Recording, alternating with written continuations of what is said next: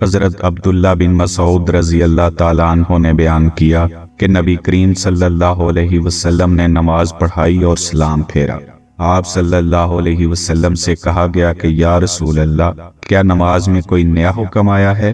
آپ صلی اللہ علیہ وسلم نے فرمایا آخر بات کیا ہے؟ لوگوں نے کہا کہ آپ نے اتنی رکعتیں پڑھی ہیں۔ یہ سن کر آپ صلی اللہ علیہ وسلم نے اپنے دونوں پاؤں پھیرے اور قبلہ کی طرف منہ کر لیا اور سہو کے 2 سجدے کیے۔ پھر ہماری طرف متوجہ ہوئے اور فرمایا کہ اگر نماز میں کوئی نیا حکم نازل ہوا ہوتا تو میں تمہیں پہلے ہی ضرور کہہ دیتا، لیکن میں تو تمہارے ہی جیسا آدمی ہوں، جس طرح تم بولتے ہو میں بھی بول جاتا ہوں، اس لیے جب میں بھول جایا کروں تو تم مجھے یاد دلایا کرو۔ اور اگر کسی کو نماز میں شک ہو جائے تو اس وقت ٹھیک بات سوچ لے اور اسی کے مطابق نماز پوری کرے، پھر سلام پھیر کر 2 سجدے سہو کے کر لے۔